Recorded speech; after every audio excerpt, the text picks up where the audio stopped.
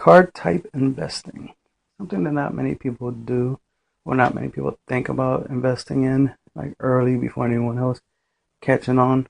Because it's becoming more of a pattern, the idea, especially when it comes to tuners. So let's focus on tuners specifically. Earth tuners. Helps you make Notorious Beast. Helps you make Barkdown.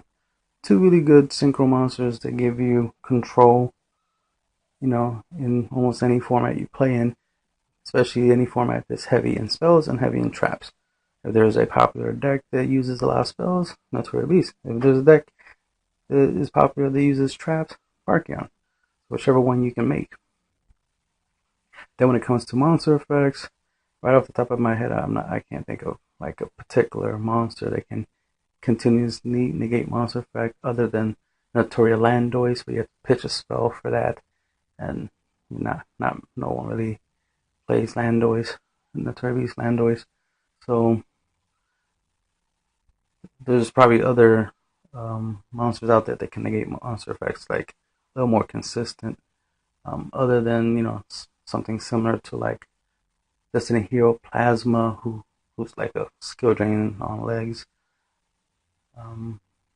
Even something similar to the, what's his name? Border Patrol? I'm having trouble remembering his name. I personally don't use it. The Patrol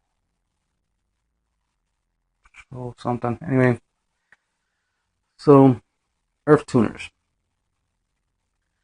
You definitely want to look. Well, just in general, it's always good to have Earth tuners because Notorious Beast and Barkdown scenario. So that's always a good investment to invest in some Earth tuners. If a new set comes out and there's an Earth tuner in there, don't ignore it. It has, it can be playable. Obviously, because you can use it for Notorious Beast, for example. So depending on what it does, let's say it's an Earth tuner that can summon an Earth non-tuner from the deck. Bang, automatic Notorious Beast. Obviously, that card is going to have some playability, so you should, obviously grab some.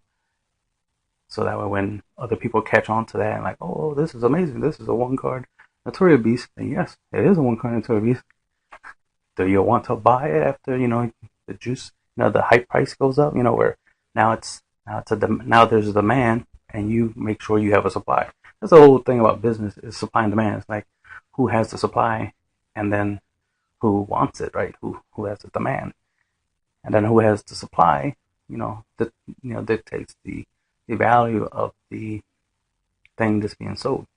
So another thing you want to do if you want to go with some old school stuff, look at old Earth tuners.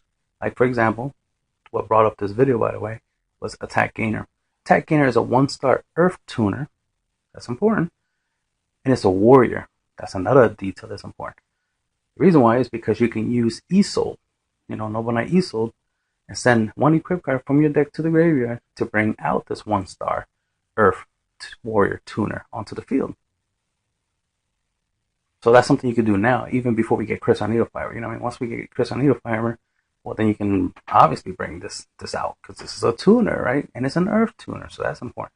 But the fact that right now you can summon it with Isolde and get a Crystal Needlefiber type effect, well, there you go, right? Send the equip card, bring out this tuner. Now you have the 1-star Earth tuner. Then you just need to summon a Earth non-tuner, which won't be that hard because if you have instant fusion, you bring out Carbola Knight, and there you go, Notorious Beast. These Sky Strikers prevent somebody from playing, scapegoats during your end phase to try to, link spam you or something, I'm a big fan of Notorious Beast and Barkdown. I obviously I use them, and I do make them in my plant link deck. But this is why, because somebody commented on one of my comment watch posts of like, why Attack Gainer have that price? And then I just saw a video about, pointing out that, hey, yeah, these are comments that are worth something. Attack Gainer is worth something. I don't know why Attack Gainer, is worth this much right now. And then read the effect of the Attack Gainer makes when you use it to single summon. It makes a monster your opponent controls lose 1,000 attack. And, it's like, I don't know why this is worth money. Because they're focusing on the effect. They're not focusing on the fact it's a 1-star Earth tuner, that is a warrior. And you can bring it out with ESO onto the field. You could also play 1-for-1 and other things of that nature. Also, it's a warrior, so you can search it out with like reinforcement of army.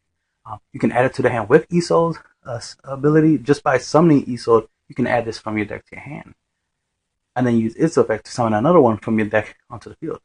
Might not want to do that. Obviously, you want to do is add a 4-star Earth monster, 4-star Earth warrior monster from your deck to your hand with ESO's summoning ability, and then use ESO's effect on the field to send an equip card to be able to bring out the attack gainer.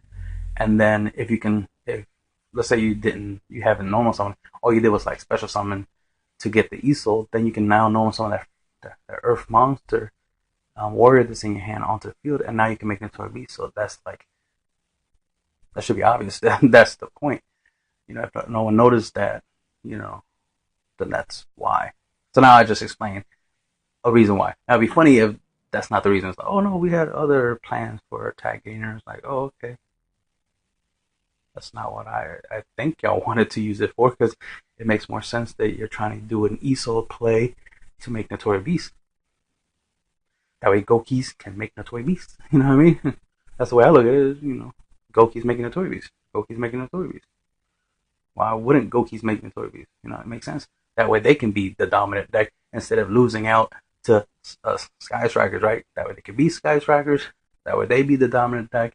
And instead of using Nightmare Goblin, they use Proxy Dragon and still Link and still be the top deck, right? As some people look at it.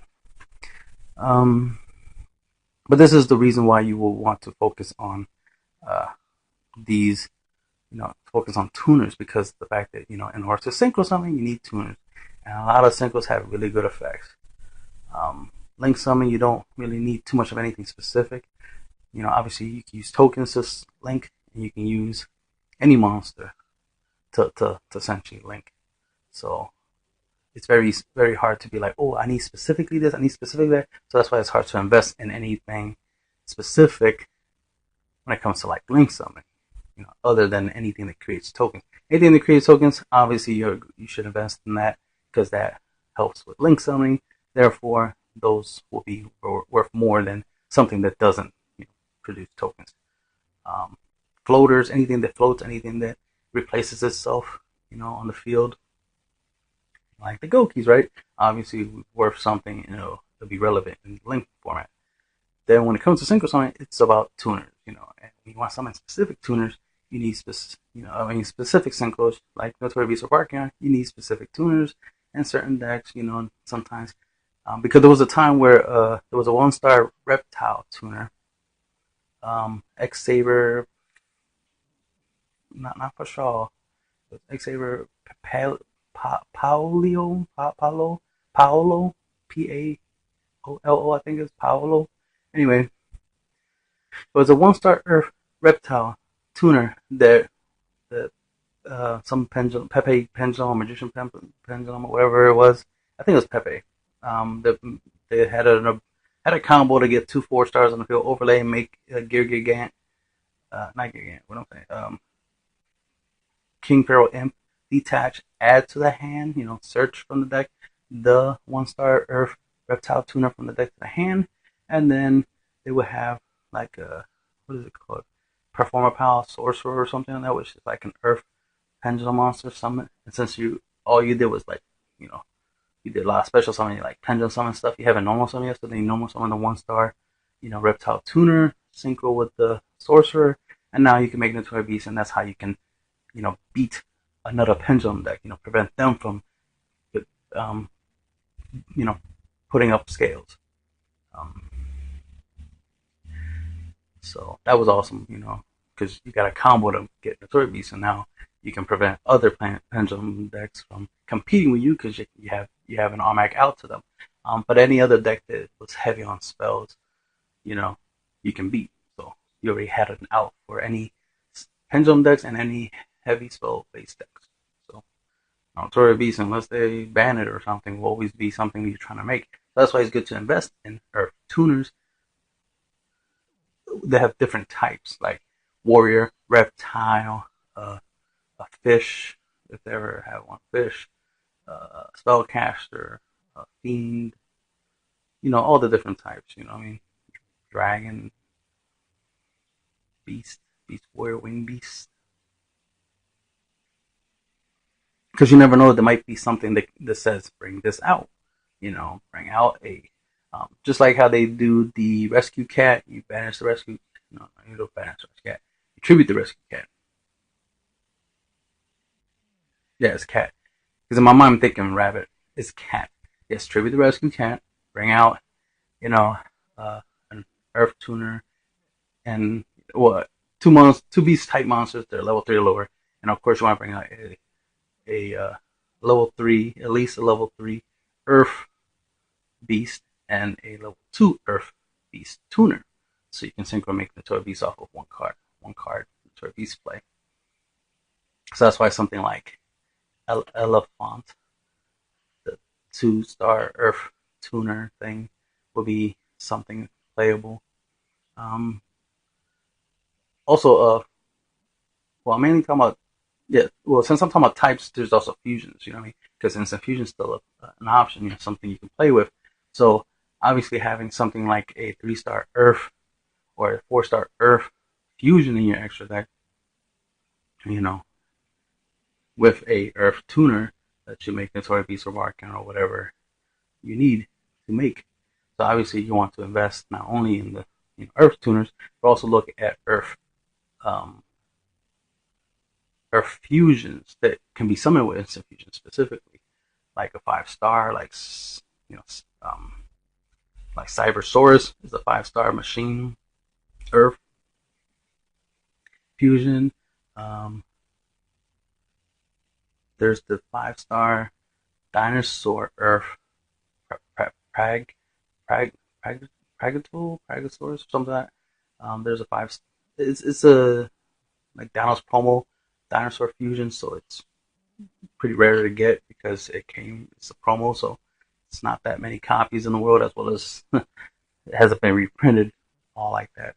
So there's the McDonald's promo one, so it's hard to come by. So that's why I held on to mine. It's my dinosaur deck has one.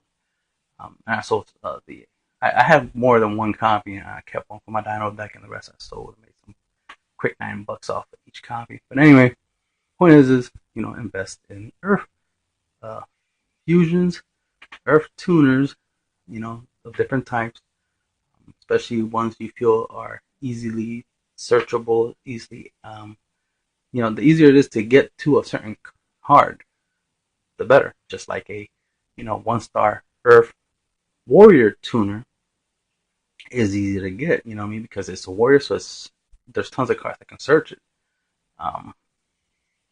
in the game, because warriors get a lot of support. So there's a lot of cards that can search out warrior. And then there's some cards that can summon a 1-star from the deck onto the, or add a 1-star from the deck to the hand, like we're Arfdal or something like that, right? So there's a lot to take into account of what of the types of tuners. And then of course you can look at 2-stars, 3-stars, 4-star Earth tuners, 5-star Earth tuners. If there's higher 6, 7, or whatever that you can main deck and do stuff with. But mainly you want to focus on 1-stars and 2-stars mainly when it comes to Earth tuners the most, because those are the ones you're going to use the most with a Earth fusion, this 4-star, and a Earth fusion, this 3-star typically. So that'll be the end of the video. Just wanted to share that idea, as well as it is something that's worth investing in. That's why a tag gainer is worth some money, because it is a Earth 1-star tuner that's warrior, and it's playable. That's the end of the video.